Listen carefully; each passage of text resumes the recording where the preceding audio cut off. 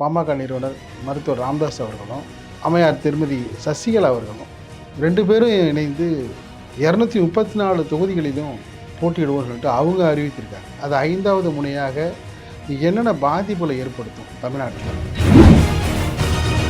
எல்லா வீட்லேயும் பிரச்சனை தான் இருக்குதாங்க. எந்த வீட்டில் பிரச்சனை இல்லை, எந்த அரசியல் தலைவர் வீட்டில் நீங்கள் பிரச்சனை இல்லை சொல்லுங்கள். நீங்கள் எல்லா தலைவருடைய வீட்லேயும் பார்த்தீங்கன்னா மேலே மினுக்கடி உள்ள புழுக்கடின்னு கிராமத்தில் சொல்லுவது போல் எல்லா குடும்பத்திலையும் இந்த பிரச்சனை இருக்குது. பிரச்சனை இல்லாமலும் இல்லை.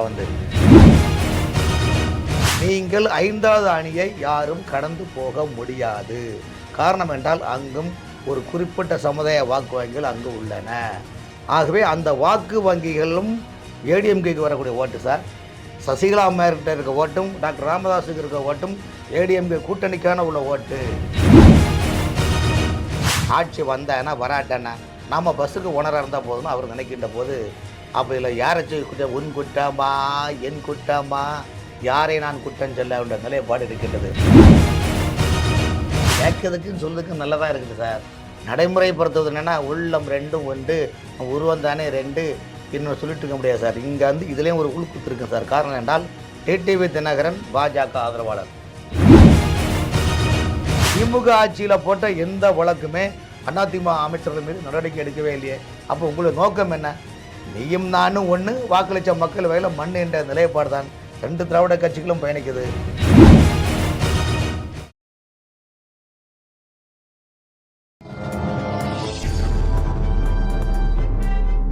பத்திரிகை.com நேயர்களுக்கு இனிய வணக்கம். பரபரப்பான அரசியல் சூழலில் நம்மோடு இணைந்திருப்பவர் அரசியல் விமர்சகர் VS ராமன் அவர்கள். வணக்கம் சார். வணக்கம். நல்லா இருக்கீங்களா? நல்லா இருக்குங்க சார். அரசியல் தேர்தல் பரபரப்பு நொடிக்கு நொடி மாறிக்கிட்டே இருக்குது. நிமிடத்துக்கு நிமிடம் வேறு விதமான தோற்றங்களையும் திருப்பங்களையும் ஏற்படுத்திகிட்டே இருக்குது. பல்வேறு திருப்பங்கள்ங்கிறது ஒவ்வொரு நிமிஷத்துக்கும் நடந்துக்கிட்டே இருக்குது அந்த அரசியல் நகர்வுகள். ஏன்னா குறுகிய காலமே இருக்குது. வேட்புமனு தாக்கல் அதுவும் குறுகிய காலம். அதுக்குள்ளே எல்லாத்தையும் முடிக்கணுன்ட்டு ஒவ்வொரு கட்சிகளும் தங்களுடைய பொன்னான நேரத்தை கருதி அதற்கான வேலைகளை தீவிரம் காட்டி வராங்க. ஏற்கனவே 4 விதமான கூட்டணி களத்தில் இருக்குது. இப்போ 5வதாக பார்த்திங்கன்னா பாமக நிறுவனர் மருத்துவர் ராமதாஸ் அவர்களும் அம்மையார் திருமதி சசிகலா அவர்களும் 2 பேரும் இணைந்து 234 தொகுதிகளிலும் போட்டியிடுவோம் அவங்க அறிவித்திருக்காங்க. அது 5வது முனையாக என்னென்ன பாதிப்புகளை ஏற்படுத்தும் தமிழ்நாட்டில்? இப்போ பார்த்திங்கன்னா இந்தியா கூட்டணி என்டிஏ கூட்டணி கூட நம்ம சொல்லலாம். ஆனால் தமிழ்நாட்டில் பார்த்திங்கன்னா அந்த அளவுக்கு கூட அதிமுக தலைமையில் ஒரு அணி, அது என்டிஏ கூட்டணி. அதே போல் திமுக கூட்டணியில் ஒரு அணி. 3வது பார்த்திங்கன்னா விஜயின் ஒரு நிலைப்பாடு இருக்குது, தாவேகா. அடுத்து 4வது சீமான்.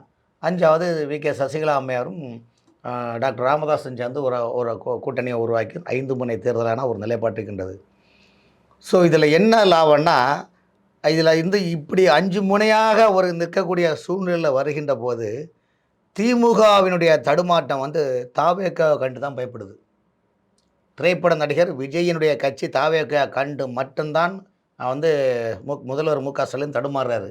காரணம் என்னென்னா, நியூ ஜென்ரேஷன் ஓட்டர்ஸ், புதிய தலைமுறைய வாக்குகள் அனைத்துமே பார்த்திங்கன்னா பெரும்பாலும் வீட்டுக்கு ஒரு ஓட்டு விஜய்க்கு இருக்குதுன்ற ஒரு நிலைப்பாடு. ஏன் இன்னும் சொல்லப்போனால் திமுகவை சேர்ந்த மூத்த அமைச்சர்களுடைய வீட்டில் கூட பேரன் பேத்திகளோட என்ன சொல்கிறாங்கன்னா, தாத்தா நாங்கள் பிசிலுக்கு தான் போடுவோன்னு உள்ள நிலைப்பாடும் மனசில் இருக்குது. வீட்டுக்கு விஜய்னு சொல்கிறீங்க, அவர் வீட்டினுடைய நிலைப்பாடு? அதாவது இதில் இங்கே பார்த்தீங்கன்னா எல்லா வீட்லேயும் பிரச்சனை தான் இருக்குதாங்க. எந்த வீட்டில் பிரச்சனை இல்லை, எந்த அரசியல் தலைவர் வீட்டில் நீங்கள் பிரச்சனை இல்லை சொல்லுங்கள். நீங்கள் எல்லா தலைவருடைய வீட்லேயும் பார்த்தீங்கன்னா மேலே மினுக்கடி உள்ள புழுக்கடின்னு கிராமத்தில் சொல்லுவது போல் எல்லா குடும்பத்திலையும் இந்த பிரச்சனை இருக்குது. பிரச்சனை இல்லாமலும் இல்லை. எதிர்க்கட்சிகள் நீங்கள் கேட்குற கொஸ்டினே பார்த்தீங்கன்னா விஜயுடைய அம்மா அப்பா அவர் சரியாக கவனிக்கல, அவருடைய மனைவி சங்கீதா மேட்டர்லாம் விஷயம் இருக்குது. அதை விடுத்துக்கிட்டு பார்த்திங்கன்னா இப்போ இன்னைக்கு கூட ஒரு முக்கியமான அரசியல் தலைவர் சொல்லியிருக்காரு, வீட்டு சாப்பாடு என்பது மனைவி, ஹோட்டல் சாப்பாடு சின்ன வீடுன்னு சொல்கிறாங்க. இல்லை, தமிழ்நாட்டில் உள்ள கலாச்சாரங்கிறது பார்த்திங்கன்னா அது பொது வாழ்க்கையில் உள்ளவங்கள தலைமை பதவியில் இருக்கிறவங்களுக்கு ரொம்ப அதிகமாக இருக்கணும். தனி மனித ஒழுக்கங்கிறது ரொம்ப அவசியம் தேவைங்கிற வலியுறுத்துகிற மாநிலம். மற்ற மாநிலத்தில் வித்தியாசமான மாநிலமையாக இருக்குதுன்னா அரசியல் உள்ளிட்ட வாழ்வியல்லையும் இதெல்லாம் ஒரு முக்கியமான காரணங்கள். அதாவது தனி மனித ஒழுக்கத்தை பற்றி நீங்கள் பேசுகிறீங்க வாஸ்தவம் தான். ஆனால் அதே நேரத்தில் வந்து தமிழ்நாட்டில் வந்து 1960 இன்னைக்கு வரையும் திமுக அதிமுக தான் ஆட்சி அமைச்சிட்டு இருக்குது. அந்த அடிப்படையில் பார்த்தீங்கன்னா இந்த ஆட்சியில் இருக்கக்கூடிய சில பல தலைவர்கள் தனி மனித ஒழுக்கத்தை பின்பற்றுகிறார்கள் என்று நீங்கள் சொன்னால் விஜய்க்கு நான் பதில் தரேன். ஸோ காரணம் என்ன, எல்லா இடத்துலையும் பிரச்சனைகள் இருக்குது. உங்களுக்கு என்ன இனவி என்பார்கள், துணவி என்பார்கள், வந்து இதெல்லாம் நிறைய விஷயங்கள் அதுக்குள்ளே நிறைய இருக்குது வந்து. அதனால் தனி மனித விமர்சனம் வந்து இன்றைக்கி உள்ள அரசியல் ஒரு காலத்தில் பார்த்திங்கன்னா ஒரு எதிர்க்கட்சின்னா ஒரு ஆளுங்கட்சின்னா செய்யக்கூடிய தவறுகளையும் அவர்கள் மக்கள் விரோதமாக செய்யக்கூடிய தவறுகளை எதிர்க்கட்சிகள் சொல்லுவாங்க. ஆனால் இன்றைக்கி என்னென்னா முழுக்க முழுக்க கடந்த 15 ஆண்டு காலமாக பார்த்திங்கன்னா தனி மனிதத்தினுடைய விமர்சனங்களை தான் அதிகமாக முன்வைக்கிறாங்க. அப்படி முன்வைக்கிறது போது விஜயும் விதிவிலக்கு அல்ல. ஸோ அதனால் வந்து இன்றைக்கி எவ்வளோ விஷயங்களை வந்து இன்றைக்கி எவ்வளவோ அரசியல் தலைவர்கள் மீது அதாவது நடிகர்கள் அரசியல் தலைவர்கள் மீது ஒரு பாலியல் புகார்களோ ஒரு ஊழல் புகார்களோ வந்தால் அதை பேசும் பொருளாக ஒரு நிலைப்பாடு உருவாக்குறது வந்து அது ஊடகம் இன்றைக்கி சோசியல் மீடியா பொறுத்து பண்ணல அதிகமாக இருக்குது. அதிகமாக நம்ம பேசுகிறோம். ஆனால் சொல்லுங்கள் பேசுங்க. ஆனால் அதே நேரத்தில் வந்து விஜய் என்பவரை பொறுத்த வரைக்கும் இன்றைக்கி திரைப்பட அவங்களுடைய துணைவியார் சங்கீதாவுடைய விவகாரத்தை பார்த்த வரைக்கும் சங்கீதா விவகாரத்தை ஊதி பெருசாக்குவது திமுகவை சேர்ந்த ஆட்சி அதிகாரத்தில் இருக்கிற சில நபர்கள் தான் அதை பிரச்சனை ரைஸ் பண்ணி பிரச்சனை பெருசாக்குறாங்க. பட் அதே நேரத்தில் வந்து தொண்டர்கள் வந்து அதை உள்வாங்கிட்டு போகிறாங்களே தவிர்த்து அவருடைய இமேஜை இதை டேமேஜ் பண்ண முடியும் என்ற நிலைப்பாடு தான் இருக்கிறாங்க. ஏன்னா திமுகவில் இருக்கிற எவ்வளோ அமைச்சர்களை பற்றி சோசியல் மீடியாவில் வெளிச்சம் போட்டாங்க. எவ்வளவோ பிரச்சனைகள் வெளியே வருது. இந்த ஆட்சி அதிகாரம் கையில் இருக்கிறனால எவ்வளோ பாலியல் பிரச்சனைக்கு கொலை கொள்ளை கற்பழிப்பு குழந்தைகள் முதல் மூதாட்டி வரைக்கும் இன்றைக்கி விட்டு வைக்க முடியாத ஒரு லெவலில் இன்றைக்கி பாலியல் வன்புணர்வு உச்சத்தில் இருக்கும் போது கொண்டது என்னத்தை நீங்கள் நடவடிக்கை கிடைக்கிறீங்க. அப்போ எல்லாருமே ஒரு ஆட்சி அதிகாரம் பின்புலத்தில் என்ன வேணும் செய்யலாம்னு நிலைப்பாடு இருக்கின்றது. ஆகவே தேர்தல் காரணம் காட்டி இந்த தேர்தலை வைத்து தான் விஜயுடைய ஒரு தனி மனித விமர்சனையும் அவருடைய சுயசரிதத்தையும் வெளியில் கொண்டு வராங்களே தவிர்த்து இது முழுக்க முழுக்க அரசியல் உள்நோக்கம் மட்டும் இல்லை, ஓட்டு வங்கி என்ற ஒரு நிலைப்பாடுக்காக ஒரு கட்டமைக்கப்பட்ட ஒரு நிலைப்பாடுகள் தான் என்னுடைய கருத்து. அது 5வது முனையாக, அதாவது பார்த்திங்கன்னா ஏற்கனவே 4 முனை, இப்போ வந்து 5வது முனையாக மருத்துவர் ராமதாஸ் அவர்களும் வி.கே. சசிகலா அவர்களும், அதாவது எந்த விதமான வேறு வழி இல்லாமல் அவர்கள் வந்து இணைந்திருக்கிறார்களா, இல்லை பெரிய தாக்கத்தை தங்களால் உருவாக்க முடியும் என்ற நம்பிக்கையில் அதாவது கரங்கோர்த்து இருக்கிறார்களா? டாக்டர் ராமதாஸ் அவர்களும் வி.கே. சசிகலா அம்மையார் அவர்களும் 2 பேருமே தன்னுடைய சொந்த கட்சியின் மூலமாக குடும்ப ரீதியாகவும் தான் யாரை கை சுன்றமோ அவர்களை முதலமைச்சராக்கி இன்று அவர்களே நீ யார் என்ற கேள்விக்கான ஒரு நிலைப்பாடை தொடுத்து மன உளைச்சல் மன வேதனை அது தீப்பொறியான ஒரு நிலைப்பாடு உள்ளது. மருத்துவர் ராமதாஸுக்கு பாமக சொந்த கட்சி, திருமதி வி.கே. சசிகலா அவர்களுக்கு அது எப்படி சொந்த கட்சி? ஐயா, மருத்துவர் ராமதாஸ் பிரச்சனையை பொறுத்த வரைக்கும் ஏற்கனவே உங்களுக்கு அன்புமணி இப்போ தனியாக ஒரு தனி அணியை பட்டல் அமைச்சர் அவர் தனி அணியாக வச்சு பாஜக என்டிஏ கூட்டணியில் இருக்கிறார் வந்து. ஸோ ராமதாஸ் அவர்கள் எந்த அணியும் இல்லாமல் வி.கே. சசிகலா அம்மையுடைய கட்சியுடைய கூட்டணிக்கான நிலைப்பாடு அது பாமக பார்ட் 1 அன்புமணி பார்ட் 2ன்னு நம்ம நினச்சிக்கலாம். இப்போ இது எங்கே போய் முட்டோம்னா கட்சி பிஃபார்ம்லாம் கொடுக்கின்ற போதும் அப்புறம் சின்னங்களை ஒதுக்கின்ற போதும் நிச்சயமாக 2 பேருக்கும் சின்னம் முடக்கப்படும். சின்னம் முடக்கப்படும் போது 2 பேரும் பொதுவான ஒரு நிலைப்பாடில் இவர் தாமரைப்பில் நிற்கிறாங்களோ இல்லை. இன்றைக்கி உச்சநீதிமன்ற நீதிபதி தெளிவாக சொல்லியிருக்காரு, சின்னத்தை முடக்குவது சம்பந்தமாக சிவில் நீதிமன்றத்தினுடைய அனுமதி தேவை அப்படின்னு இன்றைக்கி உச்சநீதிமன்றத்தினுடைய நீதிபதி வந்து இது சம்பந்தமான 2 பேரும் சேர்ந்து பேசி தீர்த்து கொள்ள வேண்டிய பிரச்சனை இது அப்படின்ட்டு இன்றைக்கி பேசியிருக்கு. இன்னைக்குள்ள பட்டளம் கட்சி பொறுத்த வரைக்கும் அது வந்து கீறல் விழுந்து போச்சு அந்த கண்ணடியில். இனி இப்போதைக்கு உள்ள நிலைமையில் அவங்க கூட்டணி சேர்கிற மாதிரி இல்லை. காரணம் என்றால் இதுக்கு பேசிக் காரணம் அவங்க குடும்பத்துக்குள்ளே சொத்து பிரச்சனை. அந்த குடும்பத்துக்குள்ளே சொத்து பிரச்சனை வெளியில் அரசியல் பிரச்சனையாக உருவாகி உள்ளது. எப்படி பங்கராடிகளார் குடும்பத்துக்குள்ளே சொத்து பிரச்சனை இருக்குது, எப்படி இந்தியாவில் பல முன்னணி இண்டஸ்ட்ரியல் கம்பெனி நிறுவனங்களுக்குள்ள சொத்து பிரச்சனை வந்து வரக்கூடாதுன்னா சில நிறுவனங்கள் ட்ரஸ்டியாக ஃபார்ம் பண்ணுறாங்க. ஸோ அந்த அடிப்படையில் பார்க்கும்போது ராமதாஸுடைய குடும்பத்தில் பேசிக்கில் ப்ராப்பர்ட்டி பிரச்சனையில் வந்து தான் அரசியல் பிரச்சனையாக உருவாச்சு. இந்த 2 நிலைப்பாடும் பார்த்தோன்னா டாக்டர் ராமதாஸும் சரி வி.கே. சசிகலா அம்மையாரும் சரி என்னென்னா கௌரவம் படத்தில் பாலூட்டி வளர்த்த கிளி பழம் கொடுத்து பார்த்த கிளி நான் வெளுத்த பச்சை கிளி நாளை வரும் கச்சேரிக்கின்ற ஒரு மனநிலை தான் 2 தலைவருக்கும் உள்ளது. காரணம் என்றால் இன்று செல்வி ஜெயலலிதாவை விட 90% அதிமுகவில் பதவி சுகங்களை கண்டது யாருன்னா வி.கே. சசிகலாவால் மட்டும்தான். ஆனால் வி.கே. சசிகலாவால் அடையாளம் காணப்பட்டவர் எடப்பாடி பழனிசாமி அவர்கள், வி.கே. சசிகலாவால் அடையாளம் காணப்பட்டவர் உதயகுமார் போன்ற தலைவர்கள்லாம் இன்று நீ யார் என்று கேட்கின்றது தான் அந்த அம்மாவில் ஜீர்ணிக்க முடியல.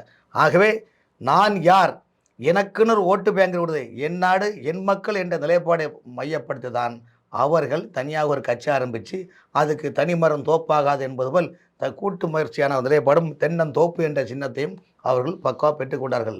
இந்த தென்னந்தோப்பை பொறுத்தவரையும் தென் மாவட்டத்தில் முக்குளத்தூர் சமுதாய மக்கள் மத்தியில் மிகப்பெரிய ஒரு தாக்கத்தை உருவாக்கும். அதேபோல் பாட்டாளி மக்கள் கட்சியை பொறுத்த வரைக்கும் வட தமிழகம், கடலூர் மாவட்டம், திருவண்ணாமலை மாவட்டம், தருமபுரி, கிருஷ்ணகிரி இது போன்ற ஒரு 11 மாவட்டங்களில் பாட்டாளி மக்கள் கட்சி, அதாவது வன்னியர் சமுதாய மக்கள் வாழக்கூடிய இடத்தில் அதிகமாக ஒரு தாக்கம் உருவாக்கும். அந்த தாக்கம் பொறுத்தவரையிலும் அதிகமாக அன்புமணி ஆதரவாளர் தான் அங்கே இருக்கிறாங்க. அடுத்த கட்டம் சீனியர் சிட்டிசன் அடிப்படையிலும் ஐயோ இந்த கட்சி அவர் தானே வந்து காப்பாற்றினார் செயல்பட்டார் என்ற அடிப்படையில் டாக்டர் ராமதாஸும் ஓரளவுக்கு சப்போர்ட் இருக்குது. இந்த அடிப்படையில் பார்க்கும்போது நீங்கள் 5வது அணியை யாரும் கடந்து போக முடியாது. காரணம் என்றால் அங்கும் ஒரு குறிப்பிட்ட சமுதாய வாக்கு வங்கிகள் அங்கு உள்ளன. ஆகவே அந்த வாக்கு வங்கிகளும் ஏடிஎம்கேக்கு வரக்கூடிய ஓட்டு சார், சசிகலா அம்மையார்கிட்ட இருக்க ஓட்டும் டாக்டர் ராமதாஸுக்கு இருக்க ஓட்டும் ஏடிஎம்கே கூட்டணிக்கான உள்ள ஓட்டு. அப்போ கூட்டணி ஓட்டு பிறகு ஏற்கனவே நீங்கள் அதிமுகவில் பார்த்தீங்கன்னா டெல்லியிலே அமித்ஷா அவர்கள் எடப்பாடி பழனிசாமி அழைத்து பல முறை பேசியுள்ளார். காரணம் என்றால் இன்று அதிமுகவில் ஃபேஸ் வேல்யூ உள்ள தலைவர்கள் எல்லாரும் வெளியே போயிட்டாங்க. மனோஜ் பாண்டியன், ஏசிடி பிரபாகரன், கே.ஏ. செங்கோட்டையன், அதே போல் இப்போ ஓ பன்னீர்செல்வத்தை பொறுத்தவரையிலும் பார்த்தீங்கன்னா திமுகவுக்கு ஒரே கல்ல பல மாங்காய் அடிச்சுட்டாங்க. ஒரே கல்ல 2 மாங்காய் நம்ம சொல்லுவோம். ஆனால் ஓபிஎஸ்ஸுடைய வருகையும் அவருக்கு தென்மண்டல பொறுப்பாளர் நிலைப்பாடு உருவாக்கி தென் மாவட்டம் முழுவதும் ஓட்டு பிரச்சாரம் என்ற செயற்பட நிலைப்பாடுக்கு பார்த்தவனால் திமுக முதல்வரின் குடும்பத்துக்கு ஒரே கல்லில் பல மாங்காய் அவங்க பறிச்சிருக்கிறாங்க. பலாப்பழத்திலேருந்து இப்போ வந்து மாம்பழத்தை அடிக்க ஆரம்பிச்சிட்டாரு. மாம்பழத்தை அடிக்கனால, அதாவது ஓபிஎஸ்ஸுடைய வருகையால் என்ன லாபம் திமுகக்குன்னா, ஐயா 2006லேருந்து 2012 வரைக்கும் திமுக ஆட்சி அமைச்சது. இந்த 2012லேருந்து 2006 திமுக ஆட்சி அமைக்கின்ற போது மதுரையில் மு.க. அழகிரியுடைய கோல் வச்சிருந்தார்.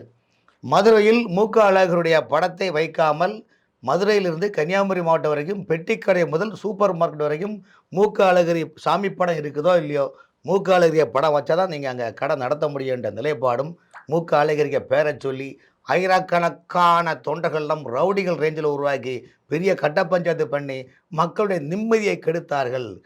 இதைத்தான் ஜெயலலிதா அம்மையார் 2009-10 வாக்கில் மிகப்பெரிய எழுச்சி பயணம் மேற்கொண்டு இந்த ரவுடிகளை ஒழிப்பேன், ரவுடிகளை ஆந்திராவில் அனுப்புவேன்னு சொல்லி மக்கள் மத்தியில் நீங்கள் செய்வீர்களா, நீங்கள் செய்வீர்களா ஒரு எழுச்சியை உருவாக்கி வெற்றி கண்டார். இன்னைக்கு அந்த குடும்பத்துக்குள்ளே இப்போ 2021 திமுக ஆட்சி வந்தோடனே அழகிரி அவருடைய தாக்கம் இங்கே கிடையாது. அவங்களுக்கு ஃபேமிலி ரீதியான செட்டில்மெண்ட் பண்ணலாம் பண்ணி முடிச்சாச்சு. இனிமேல் அழகிரிக்கு இருக்கிற 1-2 ஆட்கள் எல்லாமே ஏடிஎம்கில் வந்தாச்சு. அப்படி இருக்கும்போது எதிர்காலத்தை மையம் கொண்டு பார்த்திங்கன்னா திமுகவுக்கு தென் மாவட்டத்தில் ஃபேஸ் வேல்யூவில் தலைவர்கள் கிடையாது. அப்படி கிடையாது இருக்கும்போது என்னென்னா ஓபிஎஸ்ஐ அழைத்து உங்களுக்கு நீங்கள் வாருங்க, உங்களுக்கு பொறுப்பு தரேன்னு சொல்லிட்டு நாங்கள் திமுக மீண்டும் ஆட்சியில் வந்தால் ஓ பன்னீர்செல்வம் அவர்கள் தான் சபாநாயகர். ஆகவே இந்த திட்டங்கள் வந்து உதயநிதி அவருடைய பயணம் 30 ஆண்டுகால அடுத்த அரசியல் பயணம் பண்ணுவதற்கு உதயநிதி ஆயத்தமாகிவிட்டார். ஆகவே உதயநிதி பயணிக்க வேண்டிய 30 ஆண்டுகளுக்கான கட்டமைப்பை தென் மாவட்டங்களில் ஓ பன்னீர்செல்வம் பேரை வைத்து அப்படியே காய்கள் நகர்த்துறாங்க. அந்த காய்கள் நகரத்தில் என்ன ஒரு சைடில் ஓபிஎஸ் என்ன சொல்லுவார் பாருங்கள், நான் வந்து கட்சி அம்மா தான் ஜெயலலிதா மாட்டெல்லாம் காட்டினாங்க, எடப்பாடி என்னை சேர்க்கவே இல்லை, நிபந்தனை சேர்த்துக்கள் என்னை சேர்க்கல, அப்போ நான் எனக்கு என்ன வழி, நான் என்ன செய்வேன் என்று தன்னுடைய சமுதாய மக்கள்கிட்ட ஒரு கேள்விக்குறி எழுப்புறாரு. இது ஒரு சிம்பாதி கிரியேட் ஆகும். சரி, இது ஒரு புறம் இருக்கட்டும். இப்போ வி.கே. சசிகலா மாதிரி கட்சி ஆரம்பிச்சிருக்காங்க. வி.கே. சசிகலாவும் ஓ பன்னீர்செல்வரும் பிரிவினை, அதாவது உள்பிரிவு வேறாக இருந்தாலும் காமன் பிராண்டு முக்குளத்தோர். அப்போ முக்குளத்தோர் வரும்போது தென் மாவட்டத்தில் பார்த்திங்கன்னா சசிகலா அம்மாவுக்கும் அங்கே ஒரு தாக்கம் இருக்குது. அதுக்கு அடுத்த பார்த்திங்கன்னா சோழமண்டலத்துக்கு தஞ்சாவூர்லேயும் சசிகலா அம்மா மேலே ஒரு தாக்கம் இருக்குது. இதுக்கெல்லாம் வட தமிழகத்திலையும் பாட்டாளி மக்கள் கட்சி ராமதாஸ் மேலே ஒரு தாக்கம் இருக்குது. ஸோ இந்த ஓட்டு வங்கின்னு நிலைப்பாடு உருவாகும் போது 5வது அணியும் கணிசமான வாக்குகள் பெறும். அப்போ கணிசமான வாக்குகளை பெறுகின்ற போது இந்த ஓட்டு அத்தனையுமே என்டிஏ கூட்டணிக்கான ஓட்டு. அப்போ நீங்கள் பேசி முடிக்கலாமே. அமித்ஷா அவர்களும் பியூஷ் கோயல் அவர்களும் பாஜக அதிமுக தலைவரிடம் பல முறை சொல்லி பார்த்தாச்சு, அவங்க கேட்குறது மாதிரி இல்லை.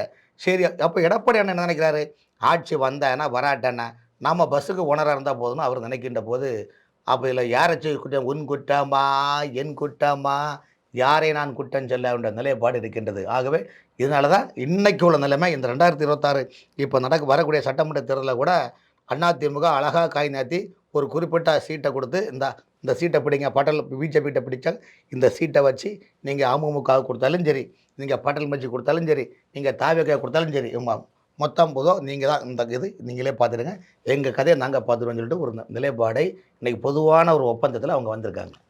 அதாவது பார்த்தீங்கன்னா வந்து எலெக்ஷன் ஃபீல்டு ஒர்க்கு, எலெக்ஷனுடைய வின்னர் அந்த கெப்பாசிட்டி வந்து இது 3 பேரில், ஏன்னா ஏற்கனவே வந்து ஆர்கே நகரில் பல்வேறு விதமான வேலைகளை செய்து வெற்றியை காட்டியவர் தினகரன். அந்த கிரவுண்ட் ஒர்க்கு தெரியும்ல அவருக்கு. இப்போ அவங்க சவுத்தில் உள்ளவங்க என்ன நினைப்பாங்கன்னா, சரி இந்த 3 பேரை நம்ம வந்து தினகரனை வந்து நம்ம வந்து சூஸ் பண்ணால் என்ன, அப்படி ஒரு அந்த மண்டலிக்கு வருவாங்கல்ல. ஏன்னா ஏற்கனவே வந்து பல பல தேர்தல்களில் பல்வேறு விதமான வெற்றி தோல்வி நன்கு அறிந்தவர் அவர். இல்லை ஒரு விஷயம் இல்லைங்க, 2021 சட்டமன்ற தேர்தலுடைய கள நிலவரம் வேறு, இப்போ 2026 நடக்கக்கூடிய கள நிலவரம் வேறு. 2021 டிடிவி தினகரன் வாங்கிய 3% வாக்குகள் வித்தியாசத்தில் தான் திமுக ஜெயிச்சது, அதிமுக தோல்வி கண்டது. கிட்டத்தட்ட 33-38 அதன் அடிப்படையில் தான் இப்போ வந்து எடப்பாடி பழனிசாமி அந்த கணக்கு போடுறாங்க. கிட்டத்தட்ட 30-38 தொகுதியில் அந்த நிலைப்பாடு தான் இருக்குது. ஆனால் டிடிவி தினகரனை என்டிஏ கூட்டணியில் அழைத்து வந்தது பாஜக தான், அதிமுக இல்லை. அது நீங்கள் புரிஞ்சுடுங்க. இப்போ அப்படி இருக்கின்ற போது இன்றைக்கி அதிமுக வந்து என்ன நினைக்குதுன்னா, இந்த கூட்டணியை பொறுத்த வரைக்கும் நாம் இவ்வளோ சீட் எடுப்போம், நாம் எங்களை நம்பி வந்த கூட்டணிக்கு இவ்வளோ கொடுத்துருவோம். பிஜேபி, தாவேகா, அமமுக இந்த கட்சிக்கெல்லாம் பிஜேபி தலைமையில் இந்த சீட்டை நீங்களே பங்கு வச்சு கொடுத்துருங்க, நீங்களே கொடுத்துருங்கன்னு இல்லை ஓகே பண்ணியாச்சு. ஏன் இந்த பிரச்சனைனா, ஒருவேளை அதிமுகவில் தேர்தல் நேரத்தில் உள்ளடி நடக்கலாம்ல, உள்ளடி வேலை நடக்கும்ல. எப்படின்னு கேட்டிங்களா, பாஜக நிர்வாகிகள் தலைவர்கள் அனைவரும் என்டிஏ கூட்டணிக்காக பாடுபடுவார்கள், வெற்றிக்காக பாடுபடுவார்கள். ஆனால் அதிமுக தொண்டர்கள், அதிமுக தலைவர்கள் டிடிவி தினகரன் கட்சிக்கு உளப்பூர்வமாக, மனப்பூர்வமாக, உண்மையாக, மெய்யாக வாக்கு கேட்பார்கள் நீங்கள் நினைக்கிறீங்களா? அது கேள்விக்குறி தான் இருக்குது. அதில் ஒரு கேள்விக்குறி இல்லை, ஏற்கனவே சொல்லியிருக்காங்க 2 பேரும். அதாவது இப்போ நாங்கள் எங்களுக்குள்ள பங்காளி பிரச்சனை என்ன, அது நாங்கள் வந்து இங்கே பேசுகிறோம், பிரச்சாரத்தை பொறுத்து அதெல்லாம் ஒரு பெரிய விஷயமே இல்லை. அது நாங்கள் 2 பேரும் வந்து விளக்குற முறையில் விளக்கி பேசினோம்னா அது எல்லாமே வந்து ஒன்று கூட. இப்போவே பாதி பேர் வந்து அது அந்த நிலைக்கு வந்துட்டாங்க. அதெல்லாம் வந்து நீர் எடுத்து நீர் விலகாது அப்படின்னு தானே அந்த 2 பேரும் அன்றைக்கி அதெல்லாம் பேசினாங்க. நீங்கள் சொல்கிறது எப்படின்னா, எழுதுறதுக்கு இந்த கேட்கறதுக்குன்னு சொல்றதுக்கு நல்லதாக இருக்குது சார்.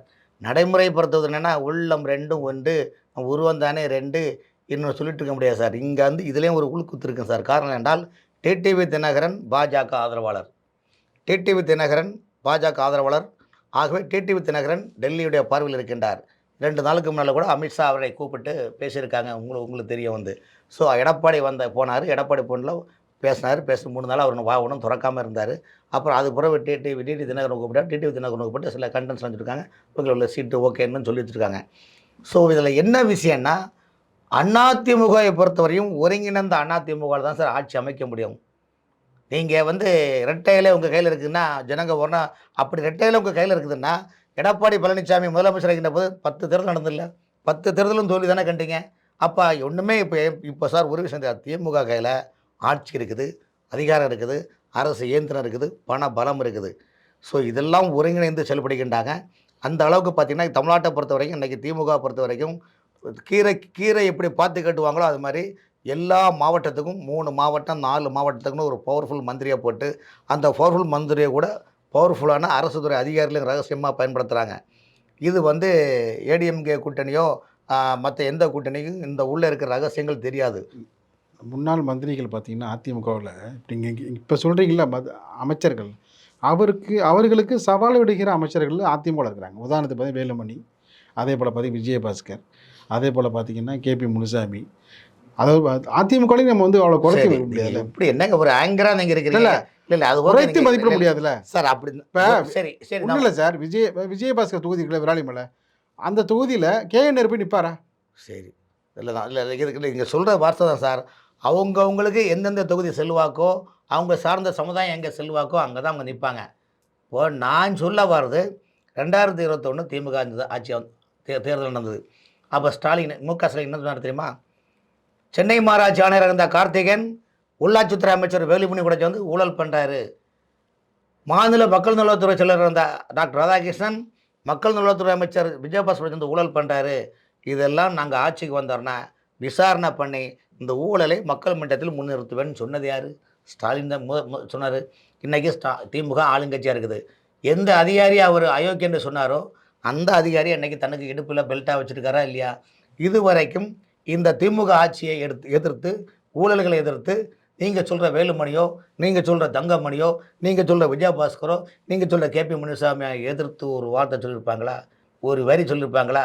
இன்றைக்கும் கிருஷ்ணகிரி, தருமபுரி, கடப்பாவில் அதிமுகவுடைய திமுகவில் ஒரு பவர்ஃபுல் அமைச்சருடைய பேக்கப்பில் ஆதரவில் கேபி முனுசாமி 10க்கும் மேற்பட்ட கிரஷர் ஓடுதா இல்லையா? ஆளுங்கட்சியுடைய சப்போர்ட்டில் ஓடுதா இல்லையா சொல்லுங்கள்.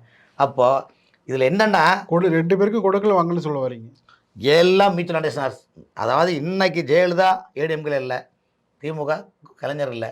2 கட்சிக்குள்ளே 2021 தேர்தலுக்கு பிறகு திமுக ஆட்சி வந்த பிறகு 2 பேருமே மியூச்சுவல் ஒரு அண்டர்ஸ்டாண்டிங் தான் அவங்க ரன்னிங் பண்ணுறாங்களே தவிர்த்து இவங்க மக்களுக்காகவோ தன் கட்சிக்காகவோ நிலைப்பாடு இல்லை சார். அதுக்குள்ளே நிறைய விஷயங்கள் சார் கூட்டி கழித்து பார்த்தீங்கன்னா நிறைய விஷயங்கள் இருக்குது. பொது தளத்தில் நம்ம சொல்ல முடியாது. ஆகவே இந்த தேர்தலில் அதனால தான் இதெல்லாம் கூட்டி கழிச்சோம் சார். இன்னைக்கு வரைக்கும் தமிழ்நாட்டை பொறுத்த வரைக்கும் இந்த திமுக ஆட்சி மீது 60% மக்கள் எதிர்ப்பலையில் இருக்கிறாங்க.